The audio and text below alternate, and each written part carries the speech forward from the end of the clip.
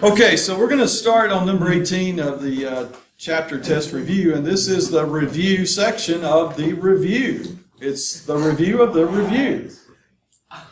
So, let's get right into it.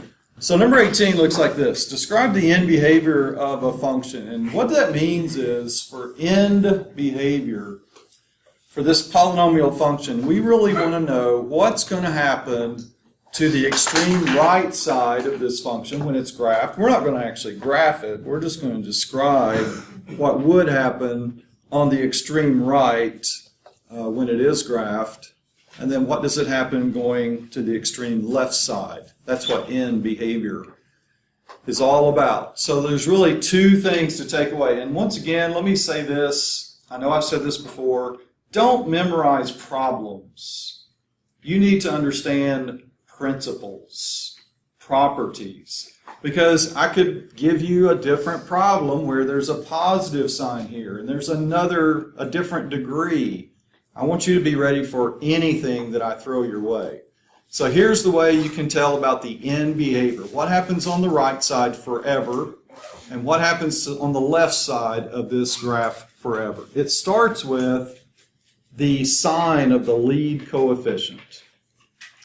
And if you notice, the lead coefficient for this polynomial is negative. So let me just make a general statement.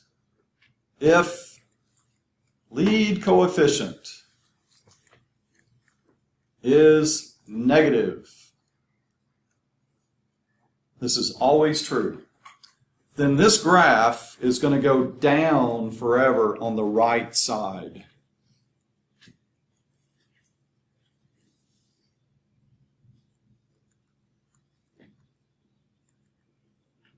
Well, you can probably conclude then if the lead coefficient is positive, what do you think it's going to do on the right side? It's going to go up, okay? So I started with negative because that's what this particular problem has. The lead coefficient is negative. I know on the right side, this polynomial function will go down forever. If it's positive, it goes up on the right side forever. Okay? Now let's take a look at what happens on the left side. How do we know what happens on the left? Well, that's all about the degree of the polynomial. Do you notice that it's an odd number? So this is easy to remember. If the degree is odd, then the left side will do the opposite of the right. Just think O in odd and O in opposite.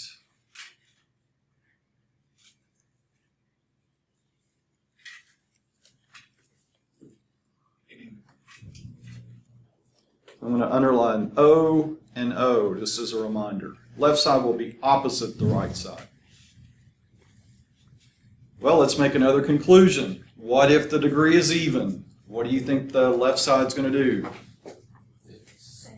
It's going to be the same. It's either going to be opposite or it's going to be identical.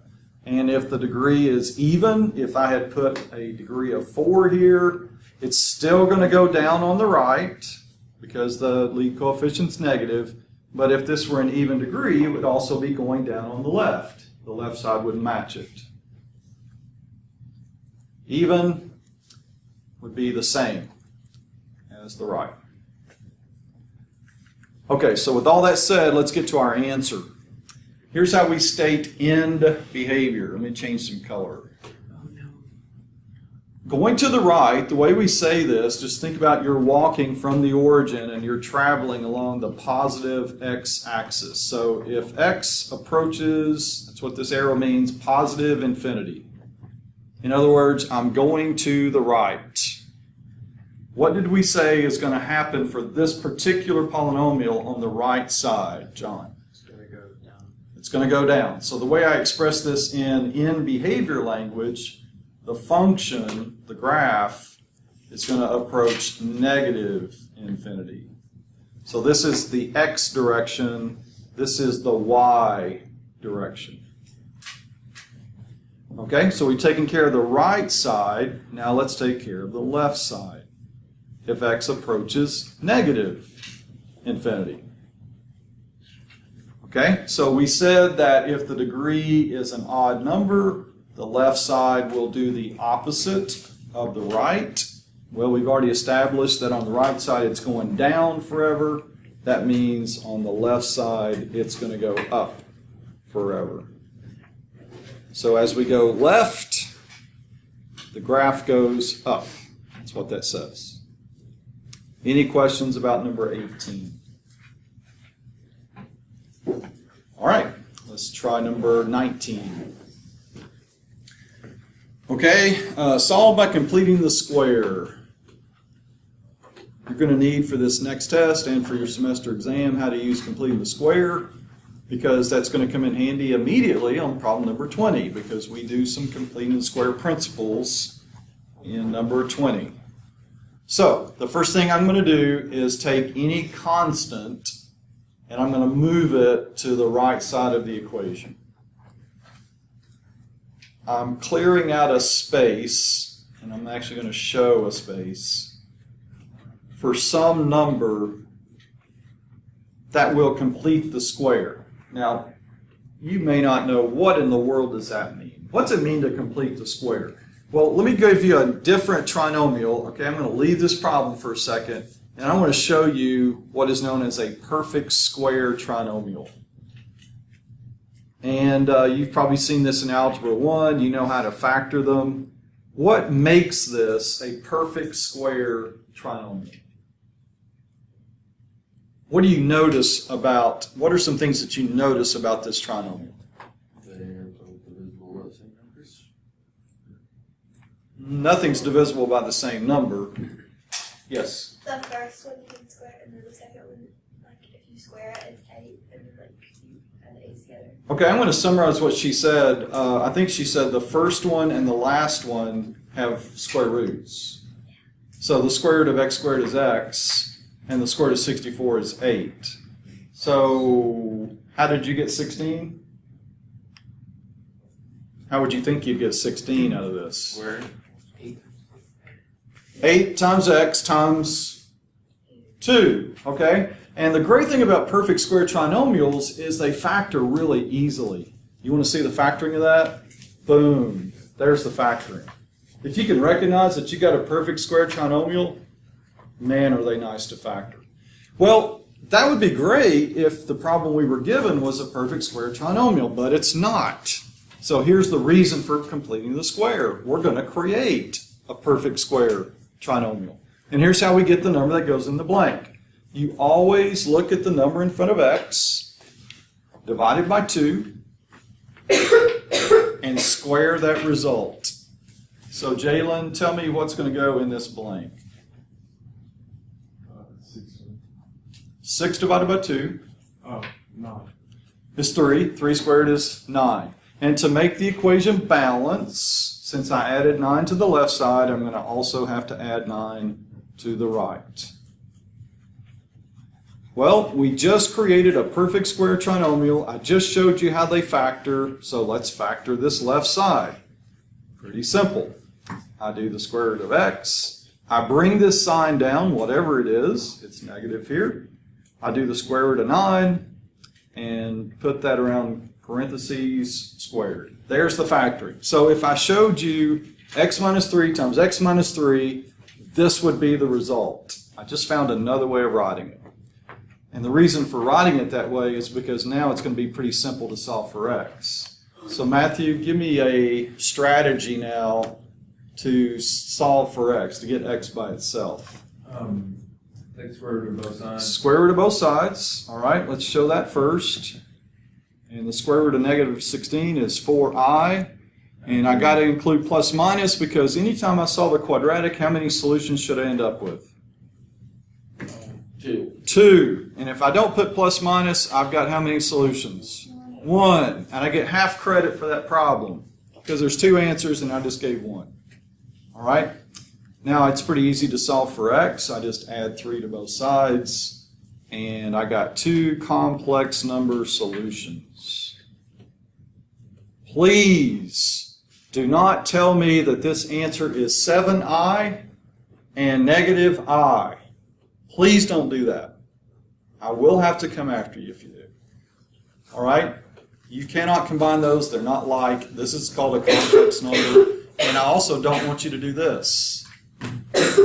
This is not good. This is not the proper form for a complex number. Complex numbers always have the real number part first, followed by the imaginary part. Any questions on number 19? All right, number 20.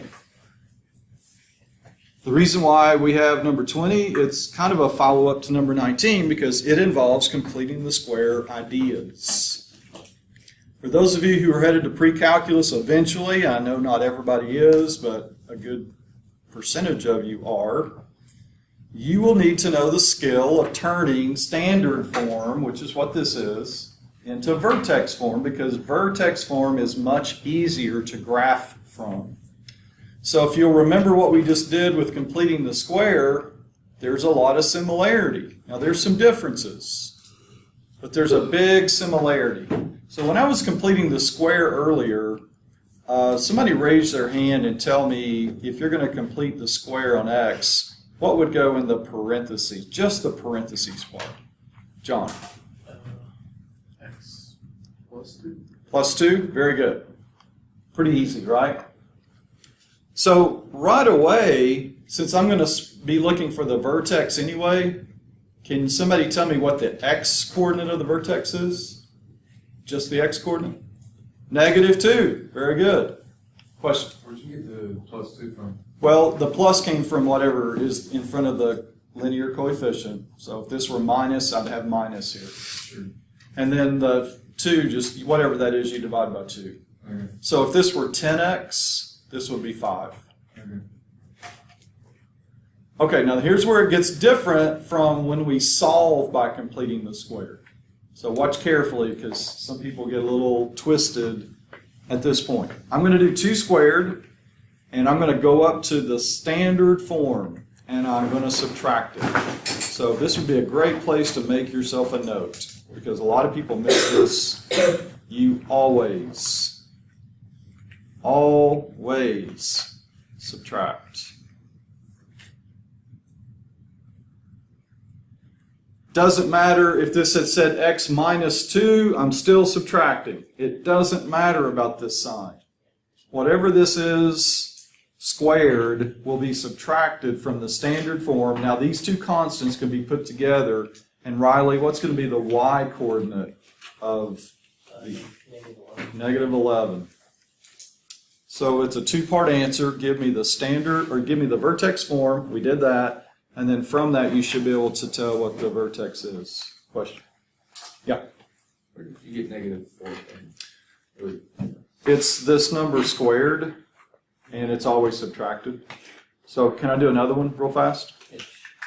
What about -11? What about -11? Where did you get that from again? Putting these two together. Okay. All right, here's a different problem. It's not on your review sheet. I'm going to run through it real fast. Are you ready? This is how easy standard form to vertex form is. I go up to standard form. I subtract 25 because that's 5 squared. And I got it. So Meredith, for this problem, give me the vertex. 5. That's the x, and so what's the y? 3. -3. -28. 28. Yeah, this is the vertex Oh, form. I see you didn't think there, sorry. Okay, so did you see how that worked? You think you can turn standard into vertex? And tell the vertex? Any questions? All right, let's move on. Number 21. 21, we're solving a quadratic inequality, and I need for you to make a little adjustment because I noticed that I left this off, and it's not big, but this should say greater than -10. So you need to put a little negative sign in front of 10. So make sure you go ahead and do that now. Okay, we're going to solve this quadratic inequality, but first we're going to treat it as though it's a quadratic equation. And when we solve quadratic equations, we always make them equal to 0, and then we pick our favorite method. Well, for me, if factoring is possible, that's my favorite method. And factoring is possible here because 5 times 2 is 10, and 5 plus 2 is 7. So that's pretty easy to factor. And factoring it makes it easy to solve. I got 2 solutions. But remember, this isn't an equation. I'm just using this equation to help me get to the answer to the inequality. So I'm going to take these 2 numbers that I got from solving the equation, and I'm putting them on a number line. And I'm going to test basically 3 areas. I'm going to pick any number I want from these 3 areas, and I'm going back up to here. And I'm going to see if when I pick a number from an area, does it make this inequality true? So it doesn't really matter what you pick. I'm going to go with -6. I'm going to go with -3. And I'm going to go with 0 for my test numbers. Okay, I'm going to start my test with -6. So I'm going back up to the original inequality given on the review sheet, and I'm going to replace x with -6 here. Notice if I don't trust myself to know that -6 squared is positive 36, then when you enter this in your calculator, you need to put parentheses around negative numbers. I'm going to replace x with -6 here. And I really want to tell if it makes a true or a false statement when I replace x with -6. So let's see, 36 plus -42, is that greater than -10? -6 is greater than -10. So we've proven that any number less than -5 is a solution to this inequality. And now I'm going to test in between. You can't just always assume that this will work or it won't work. You need to do a little test, but that shouldn't take too long. This time I'm going to replace both x's with -3. And we'll do the same thing. If you need a calculator, -3 squared is positive 9 plus -21. Does that make a true statement? 9 plus -21 is -12. -12 is not greater than -10, so these numbers are not part of the solution. Any number between -5 and 2. So now the obvious choice, you could choose anything you want, but I'm going to choose 0 to replace x, and that's pretty easy. Mental math, 0 plus 0 is 0. 0 is greater than -10. So now we're ready to write our final answer. This graph, this number line, isn't our final answer. So here's my answer using inequality form. All x such that x is less than -5. That takes care of this part. Or we have another part, x that is greater than -2. Now I'm kind of curious to see if anybody remembers what this would look like using interval notation. It's been a while. So anybody want to help me with interval notation? Okay? Would it be f of x? Well, that doesn't really change. Why don't I do this one, and then maybe after you've seen it, I know it's been a while, somebody can help me with this one. Interval notation, here's how I would describe all the numbers less than -5. The small, it's 2 parts. It's almost like an ordered pair. This left side will be the smaller number within the range. And if I'm going to to the left of -5, I'm headed to -infinity. And the larger number within this range will be -5. So that's the way I represent all numbers less than -5 using interval notation. Let me just throw this at you. If this had said or equal to, the only thing that would change with interval notation would be this. Instead of a parenthesis, I would have a bracket. I never bracket infinity because that would be like saying infinity has an ending point, and it doesn't, obviously.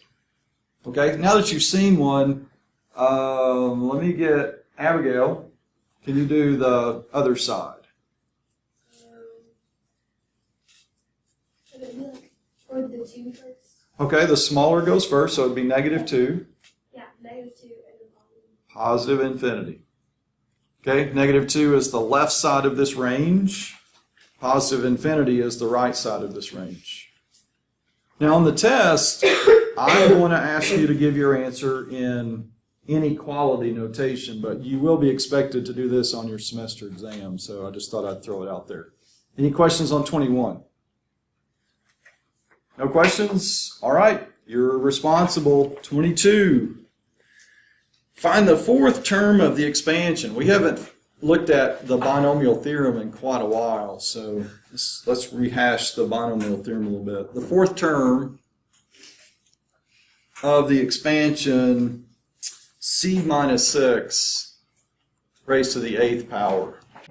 So we're going to need to use the binomial theorem for this particular problem. So let's just do a quick little review of how the binomial theorem works. If you recall, for a binomial that's raised to the 8th power, we're going to end up with 9 total terms in this whole expansion. Now, granted, we only need to identify the fourth term, but I just wanted to give you a quick overview of the binomial theorem, how it works. We're going to need to refresh our memory of how to do combinations using your calculator. And there's a button on your calculator if you're using the TI-30. There's a PRB button. It's abbreviated for probability. And underneath that, there's a menu that contains the factorial option. You'll see NCR, which is what we're looking for. You'll also see NPR, which stands for permutations. So keep that in mind because we're going to be going there in this little sub-menu and under that PRB button to get to the answer to this expansion. Well, let's just start off by doing the expansion itself. So if I was going to expand all 9 terms of this binomial, it would start like this. I would do 8 and then NCR 0, always start at 0, times, now look inside the binomial and I raise the first term to whatever this exponent is. It's the 8th.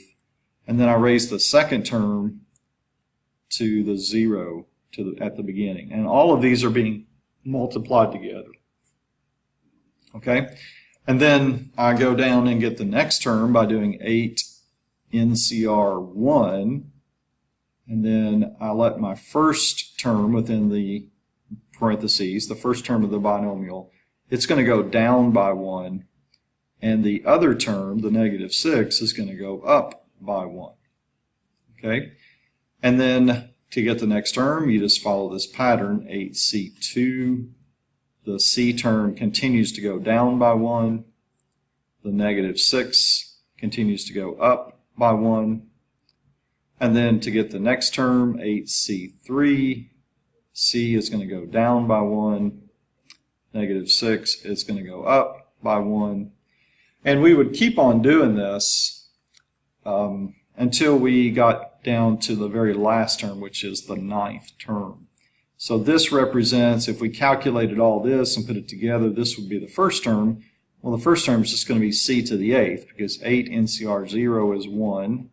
-6 to the 0 is also 1. So when you multiply 1 times c to the 8th, you get c to the 8th. And then over here, I'll just go ahead and do a couple. 8C1, if you do 8 NCR1 in your calculator, you get 8.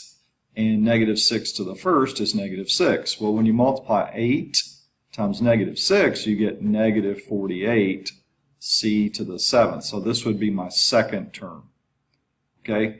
And then if you kept on going, doing that same process, you could get all of your terms. Well, all we need is the fourth term. All right, and so I went ahead and stopped at that fourth term, and this is how we would calculate just the fourth term in the expansion. Okay, so we'll grab our calculator.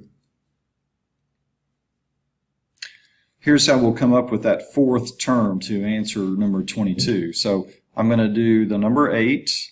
Calculator is clear, so I press the 8, and now I go under PRB, and I choose the NCR option. Enter, and now I put in the 3, and then I'm going to multiply that, this 8 NCR3, multiplied by, so I'll just put times, and then make sure you put -6 in parentheses. So I'm going to raise -6 to the third power. And my coefficient, these two numbers multiplied together equal -12,096. But don't forget, you also have c to the 5th as the variable part of this answer. All right, so if you have to list out all of the terms following the pattern until you get to the one indicated on the test, that would be okay. But there's also some things that you can do to maybe save yourself a little bit of time. If you analyze this fourth term, here's some things that will be true. First of all, whatever this exponent is, if this were the 9th power, then 9 would be the number to the left of your combination factor. So just keep in mind that whatever the power of the binomial is will be to the left of c. And this is also true. If whatever term you're looking for, 1 minus that number will be the term on the right of c. All right, so if I was looking for the 7th term, then this would be 6.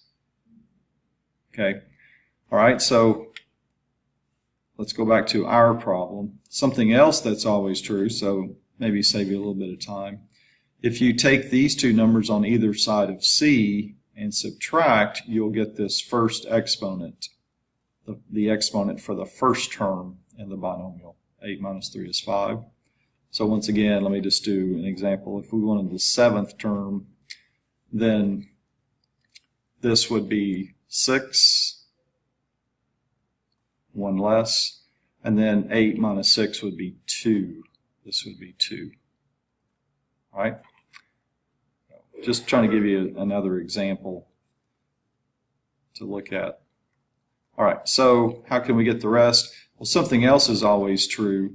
When you come up with that number that is on the right side of c, the right side number of c and the second exponent should always match. They always match. Okay, just some tips, and if you don't want to have to remember all that, maybe it's fast enough for you to just go ahead and list out all the terms until you get to the one the test asks for. And that would be okay. It's going to take a little bit longer maybe, but just wanted to give you a little tip there on how you can find it a little faster. But that's your final answer for number 22. All right, so 23 is an exponential equation, and the reason I know that is because the variable I'm trying to solve for is part of the exponent. So the rule of thumb is you take exponential equations and you change them into log equations. And the way I take this exponential equation and make it log is, first of all, some of you are still hung up on natural log. The only time I'm going to use natural log is if e is the base.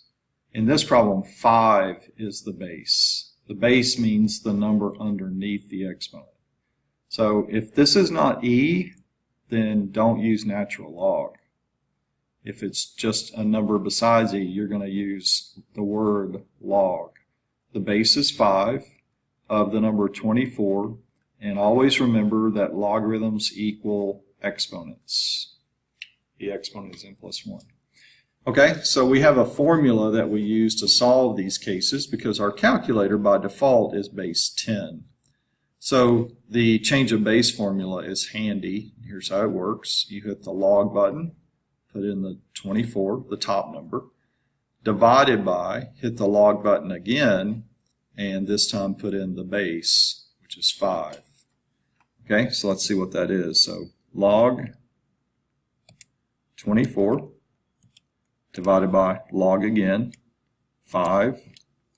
And that's the decimal 1.974635869. You do not have to write that down. Just go ahead and use your calculator and do the necessary step to solve for n, which would be to subtract 1. So leaving that decimal in my calculator, and I'm going to do -1, and I get 0.97 approximately because we're told to round to the nearest hundredth, and so that's my answer for n.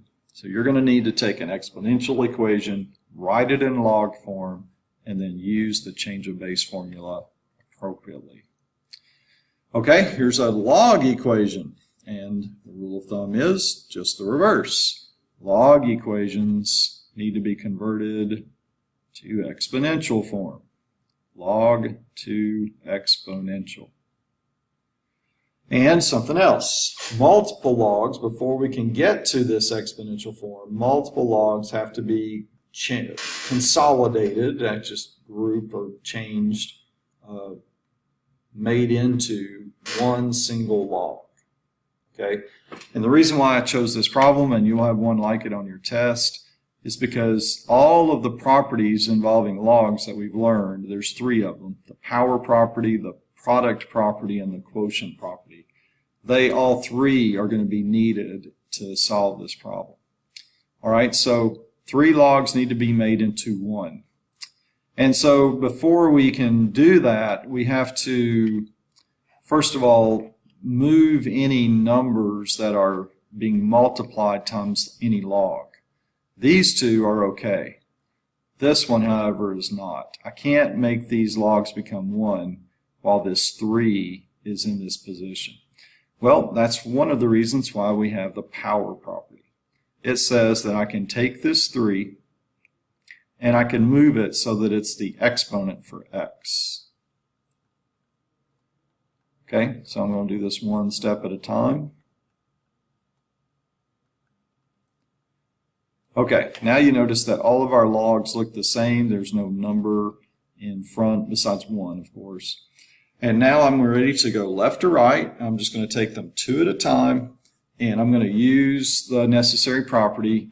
The quotient property is going to be in play here because it says 2 different logs, as long as they have the same base, that are being subtracted can be put together as a single log using division.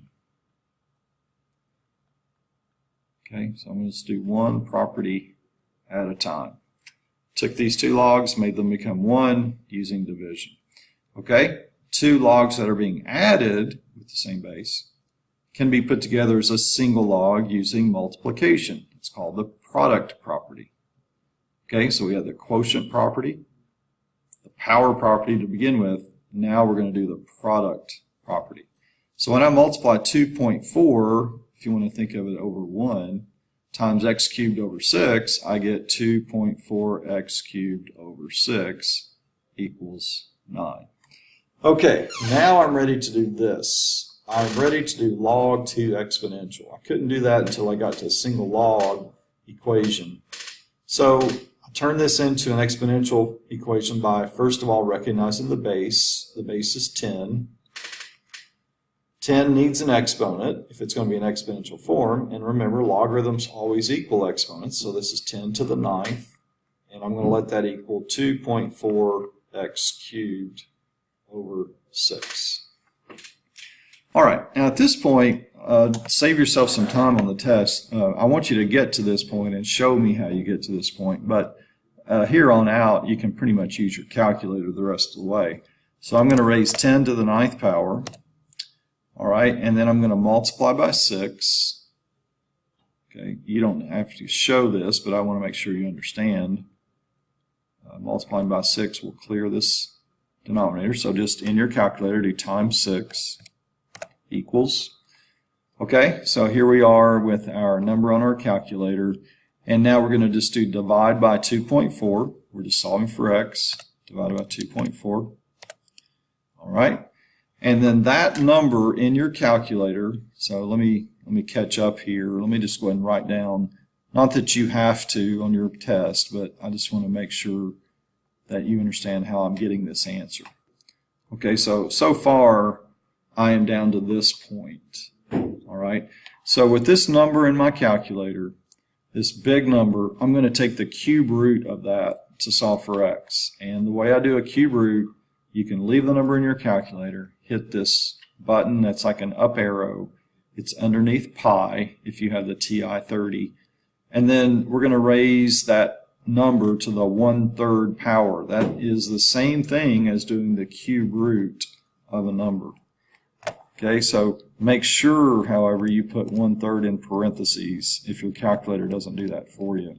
All right, so raising that number to the 1/3 power, we end up with 1,357.2. 1357.2. Told us to round to the nearest tenth. And there we have it. There's our answer for number 24. Okay, we're ready for number 25. This is a compound interest problem, but not just any type of compound interest. It tells us that it's interest compounded continuously. So that's a key word that tells us that we're going to need to use this formula. Anytime you are doing compound interest, then you're going to use this PERT formula. Okay? A in this formula always represents the amount after interest has been applied, and P represents how much was invested originally to get that amount. All right? So let's plug in what we know. The initial deposit of 200, that's P, has become, it grew because of interest to 331.07, that's A. And of course E is part of our formula, and this is an exponent. We're going to raise E to the rate. The rate is 0.084 as a decimal. Don't forget to change the percent to a decimal. And then we're going to multiply times T, which stands for a number of years, and that's what this problem is asking for. How long means how many years did it take. So essentially we're solving this for T. All right, so we need to get E isolated. And it's being multiplied by 200, so to undo that, we're going to divide by 200. So my first move is to divide both sides of this equation by 200.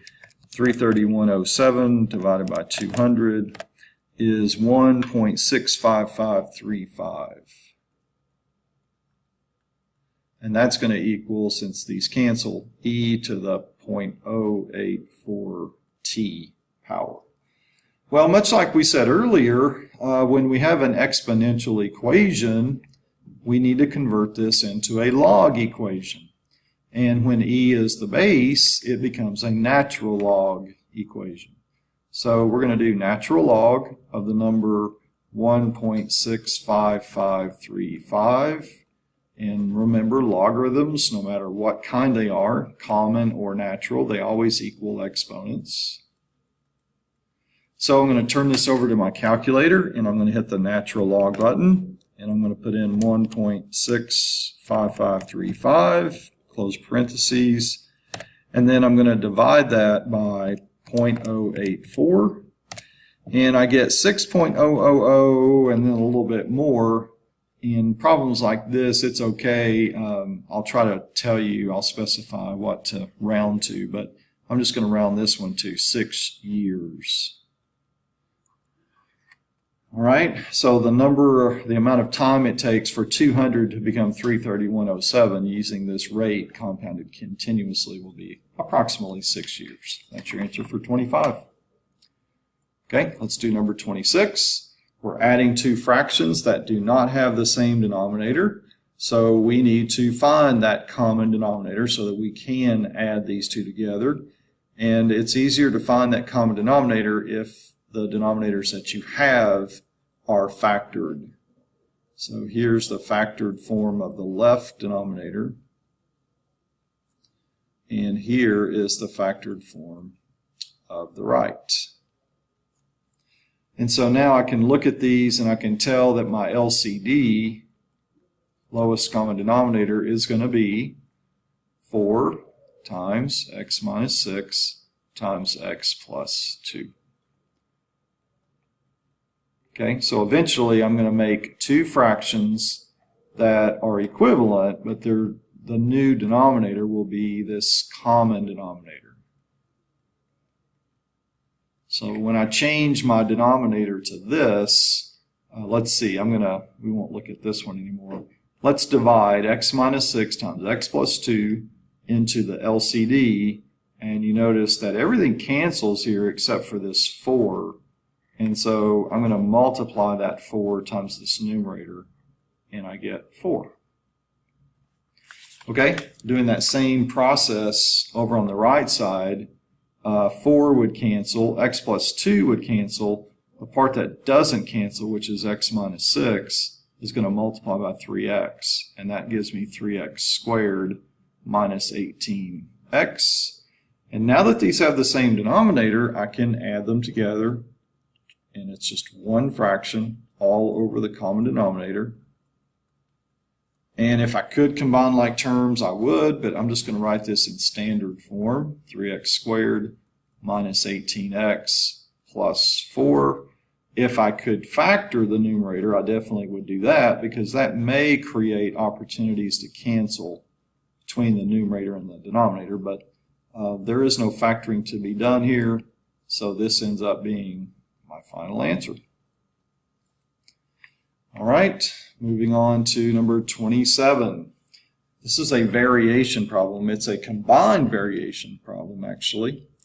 So here's what it reads. Suppose x varies directly as y. In math equation form, here's what that means. Varies directly always implies multiplication by k. So let me just color code.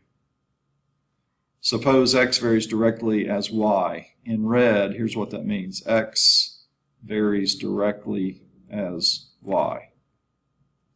Okay? X also varies inversely as z. Okay? Inverse variation always implies division into k. And so to do this blue part, all I'm going to do is divide by z. X varies directly as y, and then inversely as z. All right, the rest of this is given so that I can find out what this number called k is. K is the constant of variation. And k is going to be found by taking these 3 numbers that are provided. I'll do this in green. The reason for giving me all of the values of variables except for k is so that I can find k. So if z is 26 when x is 8, y is 13. Notice in that phrase, everything is provided for me except for k. And there's a reason for that. They want you to find k. All right, so let's replace x with 8. Again, k we don't know yet. Y is 13. And z is 26. Okay, so let's solve for k. So 26 times 8 is 208. And now divide by 13. We now know that k is 16. Okay, so instead of having this real general statement it represented the first sentence, now I'm going to get specific based on what I'm given here at the end of this problem. I know that k is 16. Okay, so ultimately I'm supposed to find z using this for x and this for y. All right, and I'm plugging into this. Okay, so let's replace x with 8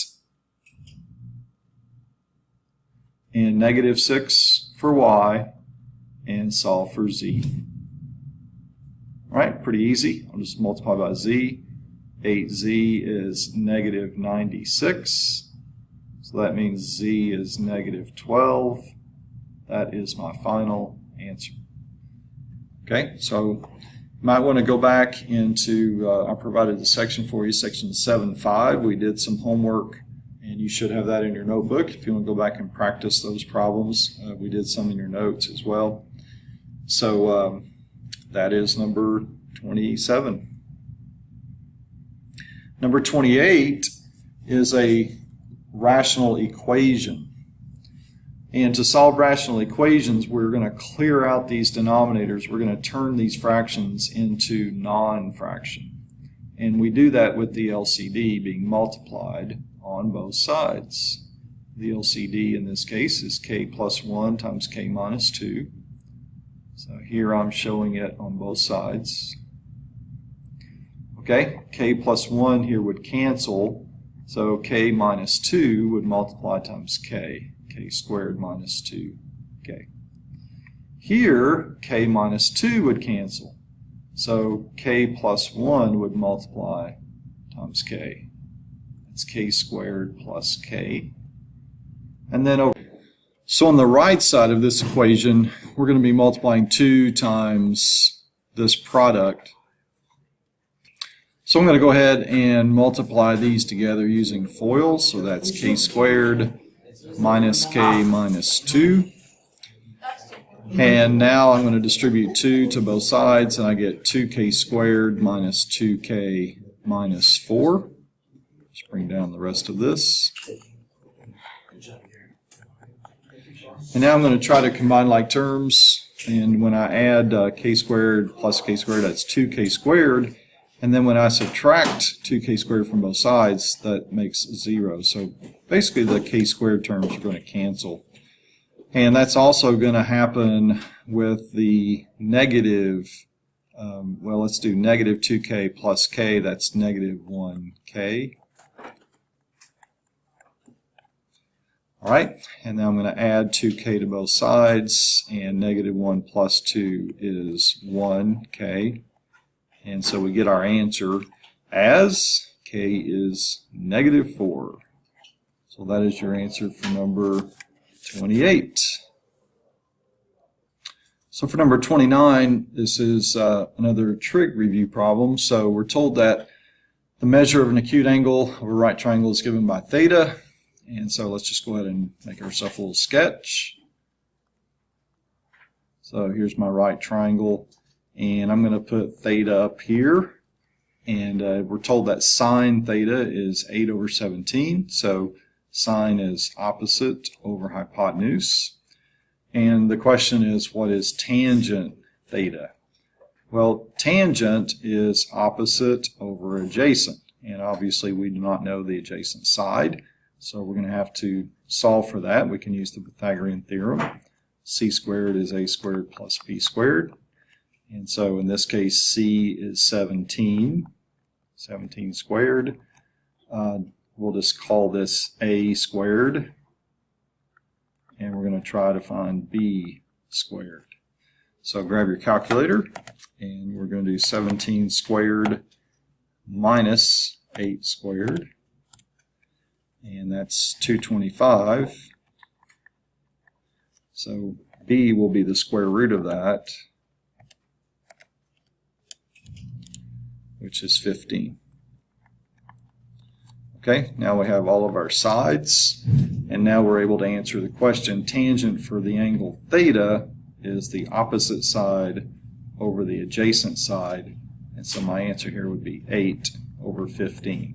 So just to kind of give you a heads up on the test, you should be able to do any particular. I may give you cosine and ask you to find sine.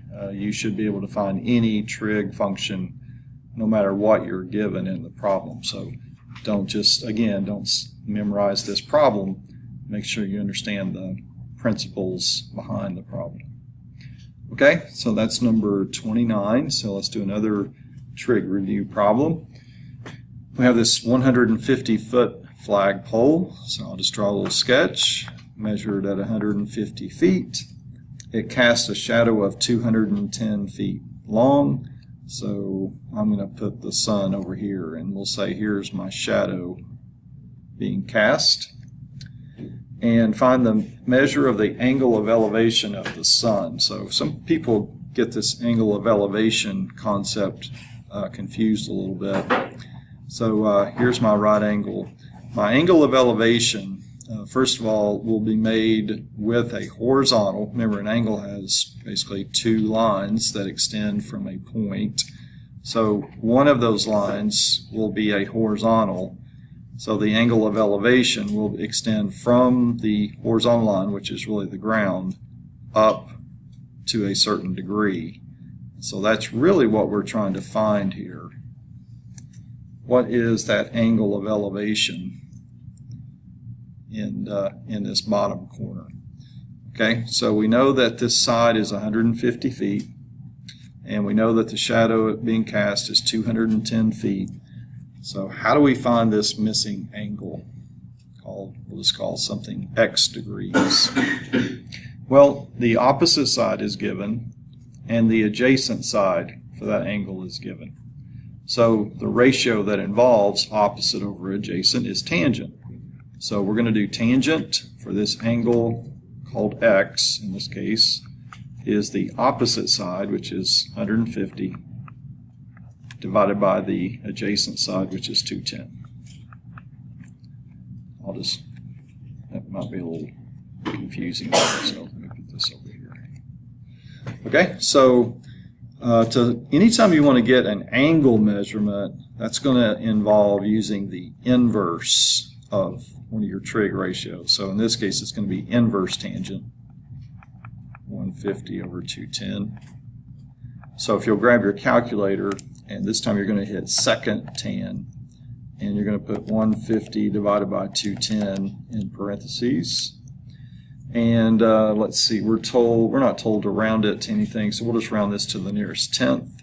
And so that should be 35.5 degrees is our answer for this angle of elevation of the sun. Okay, that's your answer for number 30. Let's take a look at number 31. It says to sketch each angle and then find its reference angle. So I'm just going to do a little sketch. All right, and 285 degrees. If I go all the way around to here, that's 270, and then I need another 15 to make 285. Okay, so basically it ends up being this. Remember, reference angles are made between the x-axis and the terminal side of another angle.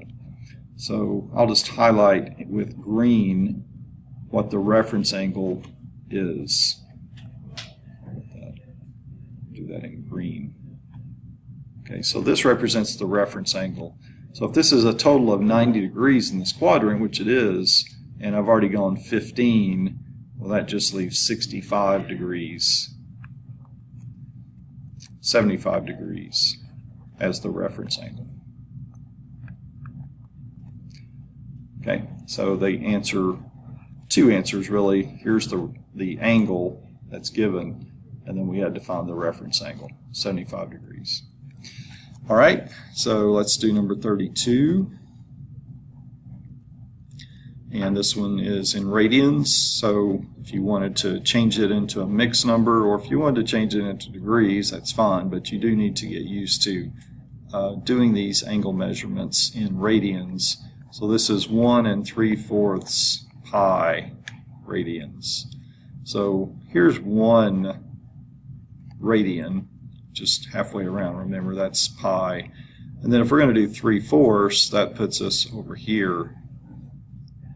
So that's the graph or the sketch of 7 pi over 4. If I went all the way to the x-axis again, that would be 8 pi over 4, which is 2 pi. That's just a complete circle.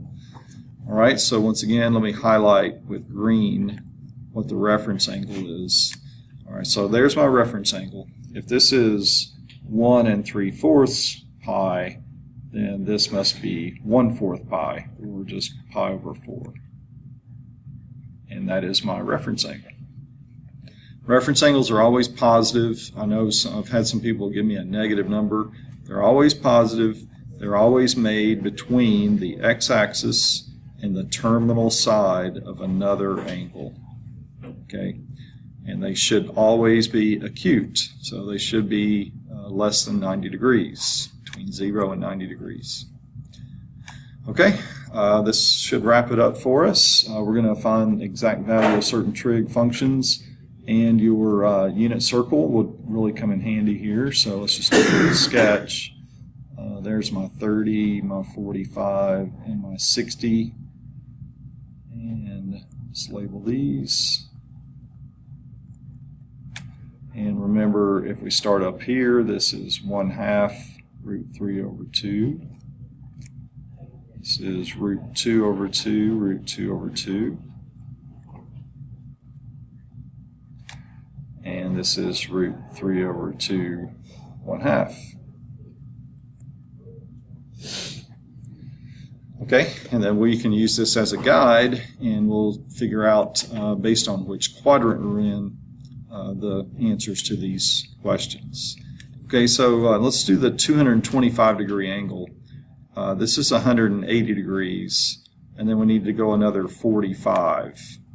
All right, so it's as though I'm going to use the 45-degree ordered pair from quadrant 1, but I got to remember that I'm in quadrant 3, and in quadrant 3 these are both negative. Oops, didn't mean to put that under the radical.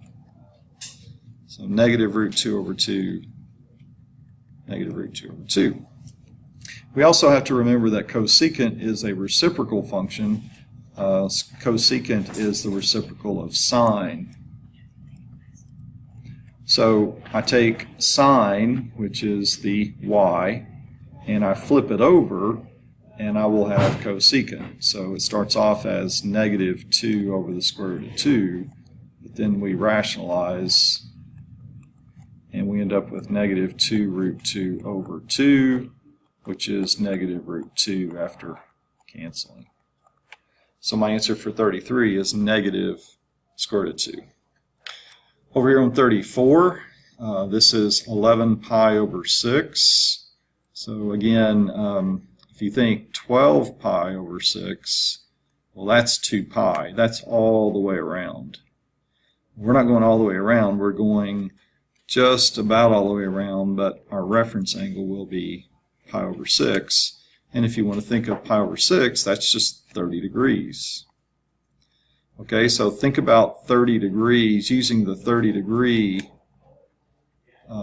angle from quadrant 1, but thinking about it in quadrant 4, it makes it root 3 over 2 negative 1/2.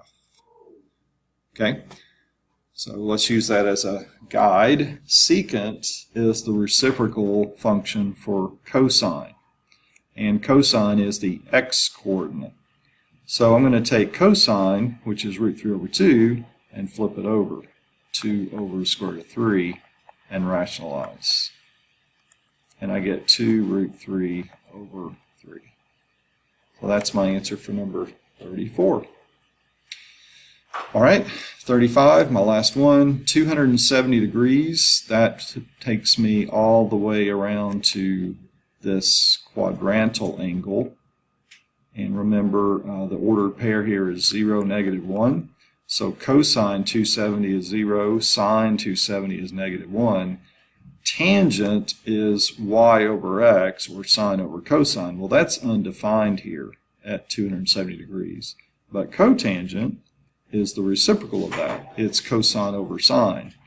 It's like 0 over negative 1, and that's, of course, 0.